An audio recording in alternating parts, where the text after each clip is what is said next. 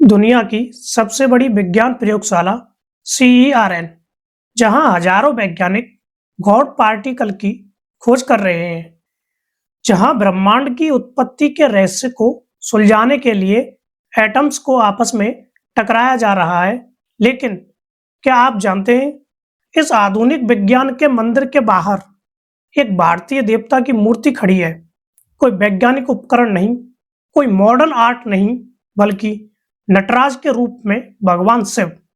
आखिर दुनिया के सबसे बड़े परमाणु भौतिकविदों, न्यूक्लियर फिजिसिस्ट ने अपनी लैब के बाहर शिव जी को क्यों स्थापित किया है? क्या शिव जी का नृत्य केवल एक पौराणिक कथा है, या फिर हजारों साल पहले हमारे ऋषियों ने क्वांटम फिजिक्स के उस रहस्य को जान लिया था, जिसे आज का विज्ञान समझने की कोशिश कर रहा है? आज हम सनातन धर्म के सबसे प्रतिष्ठित प्रतीक नटराज और उनके तांडव को डिकोड करेंगे। यह वीडियो केवल भक्ति के बारे में नहीं, यह उस रिदम के बारे में है जिससे आपके शरीर के सेल्स से लेकर आसमान के सितारे तक नाच रहे हैं। आज हम जानेंगे शिव के डमरू और बिग बैंग थ्योरी का क्या कनेक्शन है। कार्ल सैगन और फ्रिट्जॉफ कापरा जैसे महान वैज्ञानिक शिव के तांडव को ब्रह्मांड का नृत्य क्यों मानते हैं? नटराज की मूर्ति के छिपे हुए वैज्ञानिक संकेत क्या हैं? अगर आप विज्ञान और वेदों के इस संगम को समझने के लिए तैयार हैं, तो कमेंट में हर हर महादेव लिखें और चलिए शुरू करते हैं यह अनंत यात्रा। सबसे पहले हमें तांडव शब्द को सही से समझना होगा। आमतौर पर लोग सोचते हैं कि तांडव का मतलब है विनाश, गुस्सा या प्रलय, लेकिन यह अधूरा सच है। शास्त्रों में शिव जी के नृत्य की दो अवस्थाएं बताई गई हैं। पहली, रुद्र तांडव। यह क्रोध का रूप है। जब ब्रह्मांड में पाप और असंतुलन बढ़ जाता है, तब शिव जी प्रलय लाने के लिए यह नृत्य करते हैं। दूसरा है आनंद तांडव। यह आनंद का नृत्य है, यह सृजन का नृत्य है। नटराज का रूप आनंद तांडव का प्रतीक है। नटराज शब्द दो शब्दों से बना है, नट यानी नर्तक और राज यानी राजा, यानी नृत्य के राजा। लेकिन शिवजी अकेले क्यों नाच रहे हैं? क्योंकि यह पूरा ब्रह्मांड गतिशील है। इलेक्ट्रॉन नाभिक के चारों ओर नाच रहा है, पृथ्वी जो कि सूर्य के चारों ओर नाच रही है, हमारा सौर मंडल गैलेक्सी के केंद्र के चारों ओर नाच रहा है। जीवन का अर्थ ही है गति, और शिव का तांडव उसी ब्रह्मांडीय गति का मानवीकरण है। अगर शिव नाचना बंद कर दें तो ब्रह्मांड ठहर जाएगा, यानी सब कुछ नष्ट हो जाएगा। अब चलिए नटराज की मूर्ति को वैज्ञानिक दृष्टि से डिकोड करते हैं। सबसे पहले देखिए उनका ऊपरी दाहिना हाथ, उसमें क्या है? एक डमरू। आधुनिक कॉस्मोलॉजी कहती है कि ब्रह्मांड की शुरुआत एक महाविस्फोट से हुई, जिसे हम बिग बैंग कहते हैं। लेकिन भारतीय दर्शन कहता है कि सृष्टि की शुरुआत आवाज या नाद से हुई है। नाद ब्रह्म यानी ध्वनि ही ईश्वर है। डमरू का आकार देखिए, यह दो त्रिकोणों से बना है जो एक बिंदु पर मिलते हैं। यह समय के विस्तार और संकुचन का प्रतीक है। जब डमरू बजता है तो ध्वनि पैदा होती है। शिवजी का डमरू सृजन का प्रतीक है। क्वांटम फिजिक्स भी यही कहता है कि हर चीज वाइब्रेशन है। स्ट्रिंग थ्योरी कहती है कि ब्रह्मांड के सबसे छोटे कण कंपन करते हुए धागे हैं। शिवजी का डमरू उसी वाइब्रेशन का स्रोत है जिससे पदार्थ बनता है। तो जिसे वैज्ञानिक आज बिग बैंग की गूंज कहते हैं, वेद उसे डमरू का नाद कहता है। अब दूसरे हाथ को देखिए, ऊपरी बायां हाथ, इसमें एक जलती हुई अग्नि है। एक हाथ में डमरू सृजन और दूसरे हाथ में अग्नि विनाश। यह संतुलन को दर्शाता है। विज्ञान में इसे थर्मोडायनेमिक्स कहते हैं। सृष्टि लगातार बन रही है और लगातार ही नष्ट हो रही है। हमारे शरीर में भी हर पल लाखों कोशिकाएं मर रही हैं और नई पैदा हो रही हैं।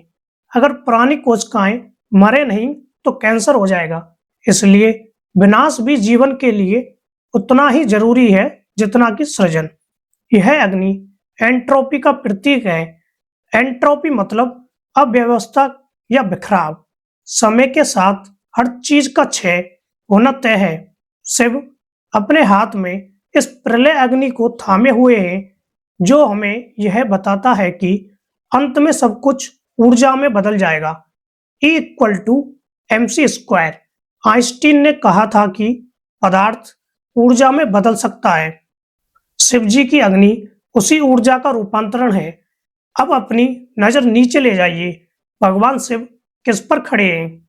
वे एक छोटे से बौने राक्षस की पीठ पर नाच रहे हैं। इस राक्षस का नाम है अपस्मार या मोयलक। यह राक्षस किसका प्रतीक है? यह राक्षस अविद्या और अहंकार का प्रतीक है। इंसान का सबसे बड़ा दुश्मन बाहर नहीं, उसके अंदर है उसका अज्ञान। मैं ही सब कुछ हूं, यह दुनिया केवल मेरे लिए है, यह सोच ही हमें दुखी करती है। शिव जी का दाहिना पैर इस अज्ञान को दबा रहा है और ठीक इसी समय उनका निचला दाहिना हाथ अभय मुद्रा में उठा हुआ है। इसका मतलब है डरो मत।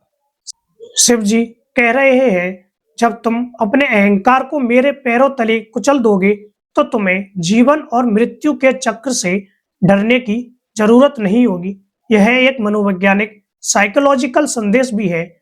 जब तक अहंकार है तब तक भय है, अहंकार गया तो भय गया। अब आते हैं उस सवाल पर, CERN में शिव जी क्यों है? 1975 में प्रसिद्ध ऑस्ट्रियाई भौतिक विज्ञानी फ्रिट्जोफ कापरा ने एक किताब लिखी थी, द ताओ ऑफ फिजिक्स। उन्होंने क्वांटम फिजिक्स और पूर्वी दर्शन के बीच गहरा संबंध बताया।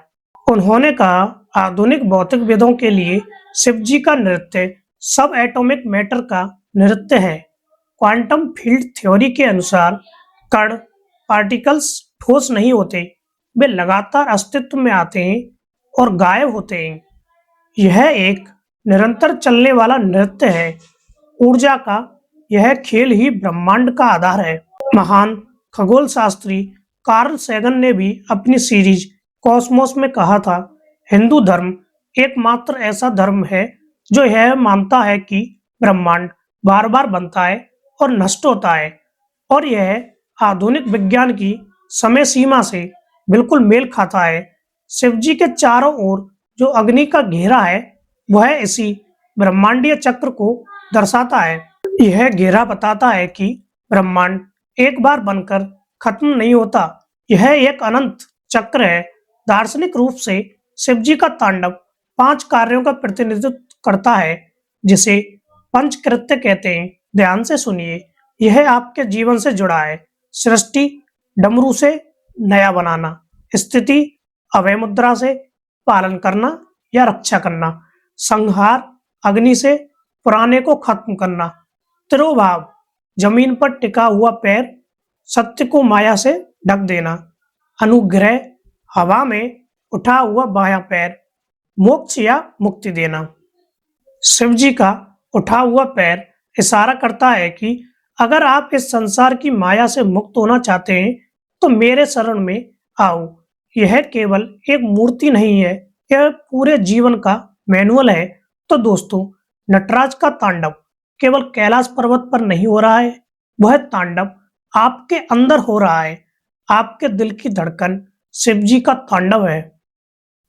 आपके शरीर में खून का बहना शिव जी का तांडव है। आपके विचारों का आना और जाना शिव जी का तांडव है।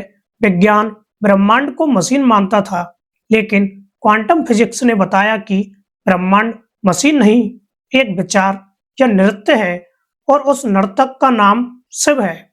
नर्तक को नृत्य से अलग नहीं किया जा सकता, वैसे ही शिव जी को उनकी सृष्टि से अलग नहीं किया जा सकता। उम्मीद है कि आज के बाद जब आप नटराज की मूर्ति देखेंगे तो आपको उसमें केवल धातु या पत्थर नहीं, बल्कि पूरे ब्रह्मांड का विज्ञान दिखाई देगा। आपको यह वैज्ञानिक विश्लेषण कैसा लगा?